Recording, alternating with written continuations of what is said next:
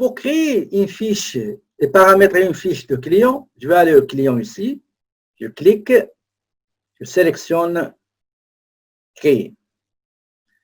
Dans la création, nous avons les coordonnées, le dossier, dossier suite, les taxes et divers. On donne le numéro. Toujours, normalement, selon les suggestions des manuels, on va mettre les 7 derniers chiffres du numéro de téléphone du client. Donc, le client, c'est meubles et déco incorporés. Les 7 derniers chiffres, c'est 11, 22, 22. Donc, 111, 22, 22. Clé de prix, je vais mettre son nom qui est meubles et déco. Donc, meubles et décoration et déco Inc.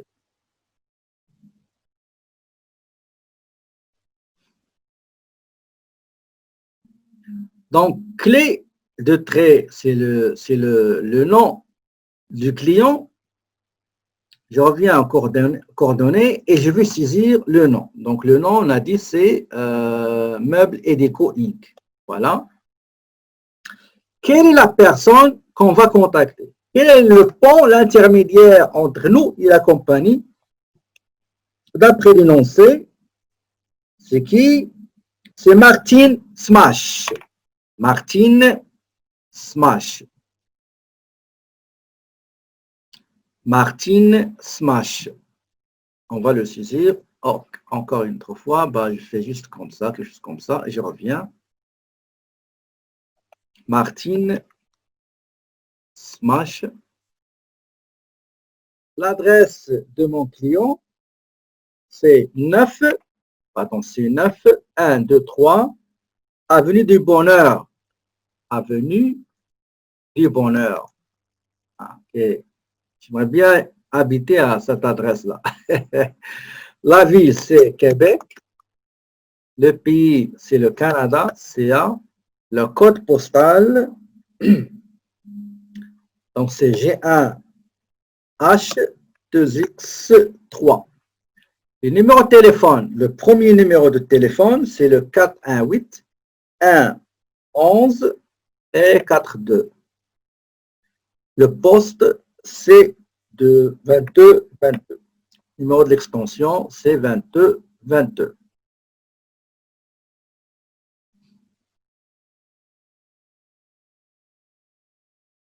OK. Pour le télécopieur, donc nous avons 418,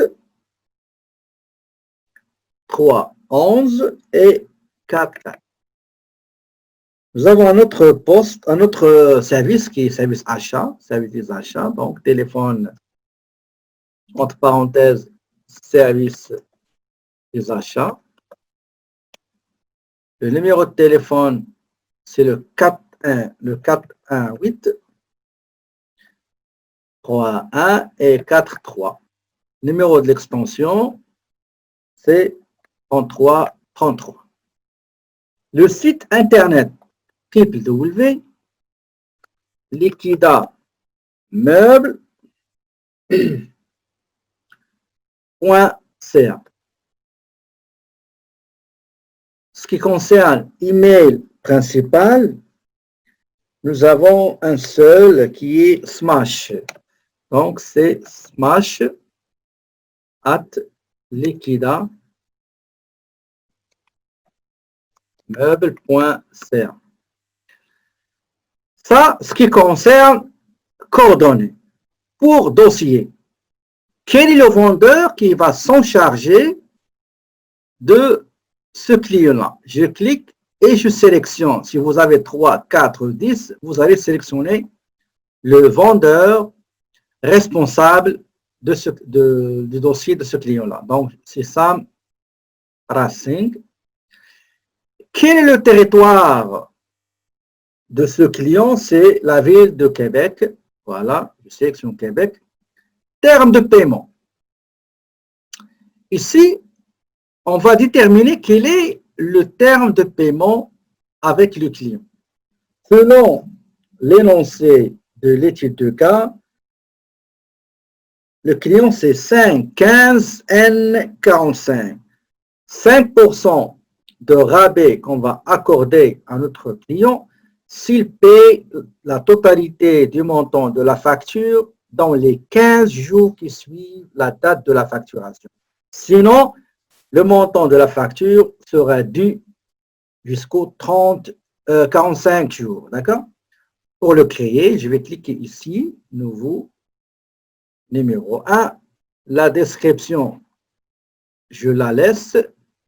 Je vais aller à la case concerne le taux. Donc, j'ai dit le taux, c'est 5. Si je paie dans les 15 jours, regardez ici, je vais mettre 15, tabulation, paiement dû dans les 45 jours. OK? Donc, le type discount en jour, ça peut être périodique, paiement, tout ça, je ne vais pas entrer en détail. Le taux, c'est 5%.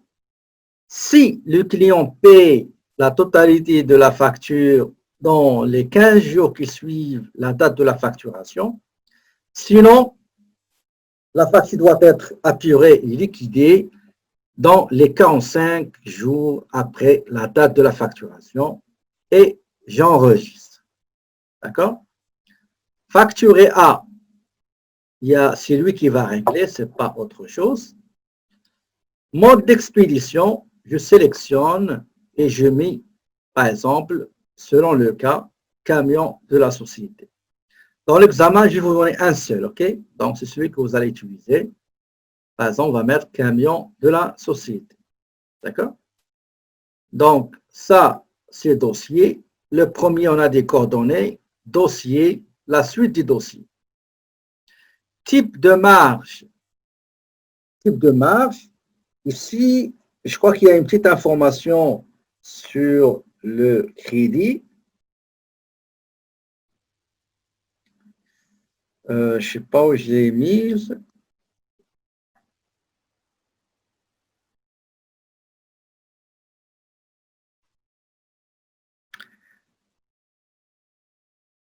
Si vous n'avez pas d'informations, vous laissez ce qui est donné par défaut sur autorisation. D'accord?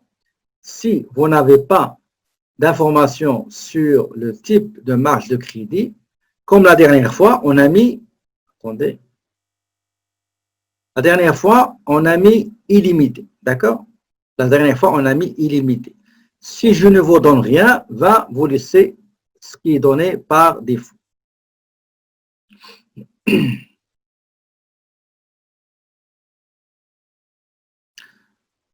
OK.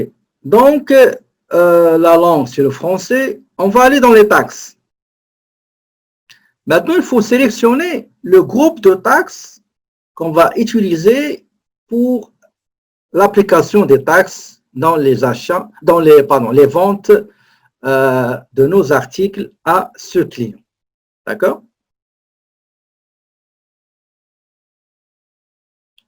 D'accord, Madame Chérifa. Merci.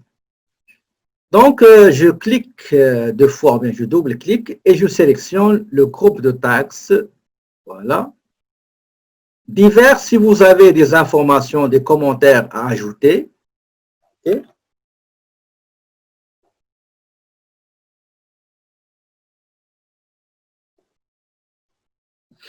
Si vous avez dans l'énoncé de l'examen, je vais vous donner 2 ou 3 commentaires, il faut les saisir, d'accord?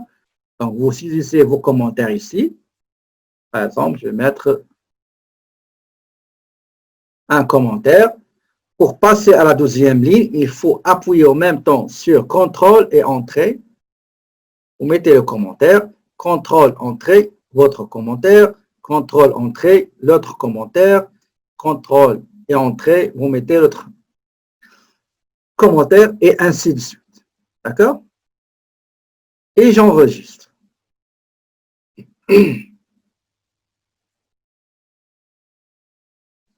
Donc, avant de valider, je vous recommande, je vous conseille toujours de vérifier ce que vous avez saisi.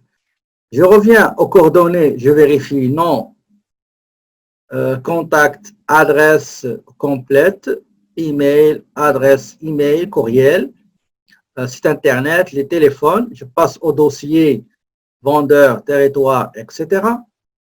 Dossier de suite, les taxes. Donc, j'ai la taxe, le groupe que j'ai ici, c'est la TVQ. TVQ et TPS. D'accord? Donc, si je clique 2 fois, j'ai le groupe, d'accord? Là où il y a TPS, TVQ. Pour le numéro, on peut le modifier. On peut mettre, par exemple, FQ, c'est-à-dire Fédéral et Québec. Okay? Avant l'examen final, je vais vous montrer certaines astuces et manipulations utiles dans les fonctionnalités de Takumba. Donc, une fois je vérifie, je passe au divers, si j'ai des commentaires, afficher le commentaire lors de la facturation ou bien ajouter le commentaire à la facturation. Si tout est OK, je clique sur enregistrer.